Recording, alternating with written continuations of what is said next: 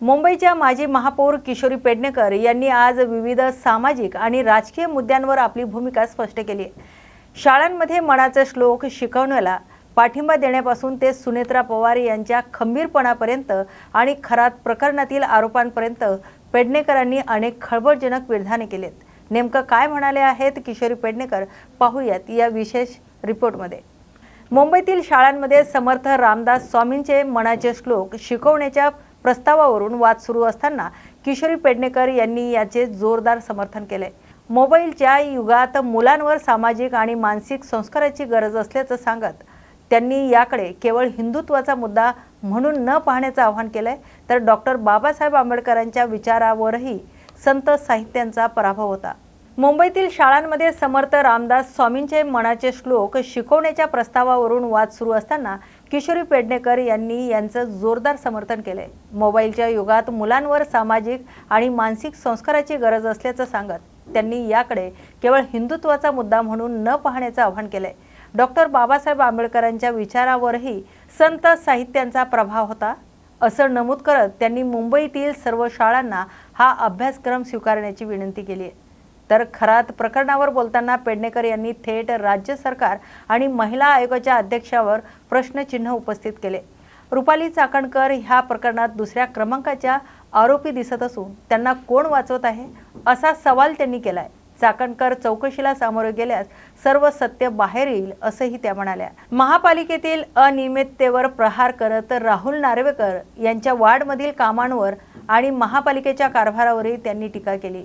गैरव्यवहाराचा आरोप E toilet, व्यायामशाळेचे साहित्य आणि पिंक बसेसमध्ये अनियमितता असल्याचा दावा त्यांनी केलाय।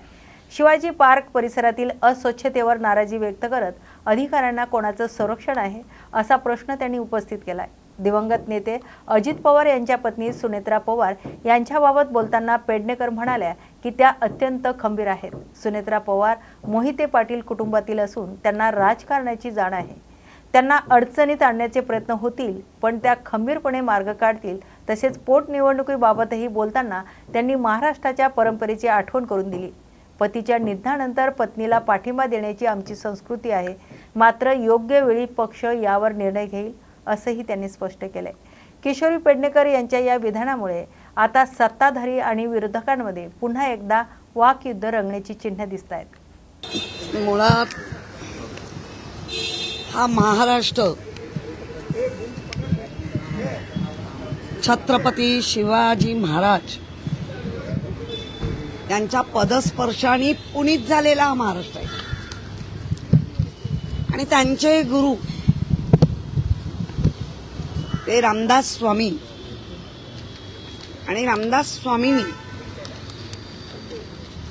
जे मनावर काय परिणाम करू शकतात, आपण हिंदू धर्म म्हणून जेव्हा यंत्र मंत्र या गोष्टीला, साधू संत या गोष्टीला, त्यांच्या आशीर्वादाला जर आपण खूप महत्त्व देतो आणि ते आहे पण, तर आता अलीकडच्या पिढीला हातात मोबाईल आल्यामुळे ज्या पिढीच्या विचारामध्ये परिवर्तन व्हायला पाहिजे ते छोट्या छोट्या गोष्टींमुळे परिवर्तन होत होतं। मनाचे श्लोक हे आपल्या रामदास स्वामी समर्थांच्या लिखित असलेले ते मनाचे श्लोक आहेत। खरं म्हणजे मला आत्ता कळतंय आपल्या माध्यमातून की कुठेतरी कोणीतरी विरोध केलाय। खरं म्हणजे विरोध करायची गरजच नाही। आम्ही असे कुठे शाळांमध्ये जी मुलं, ज्या मुलांना मातीचे गोळे मनाचे असे म्हणजे फार लहान मुलांवर जे चांगले संस्कार कराल तेवढा तो देशाचा भावी पिढी म्हणून चांगला उदयाला येतो।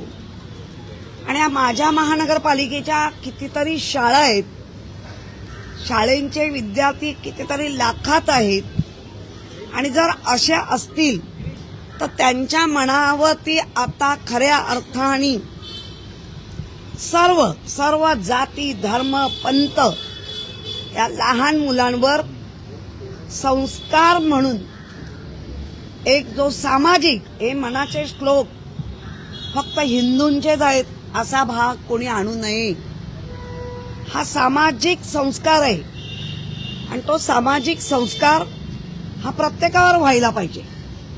आणि ती जी पिढी घडत येते, कारण आम्ही आमच्या शाळेत आम्हाला मनाचे श्लोक शिकवले जायचे, मनाच्या श्लोकांच्या कॉम्पिटिशन व्हायच्या, जास्तीत जास्त मनाचे श्लोक कोणाचे पाठ त्याला बक्षीस मिळायचं. कधीतरी अशी पण कॉम्पिटिशन असायची की मनाचे श्लोक अर्थासहित सांगा.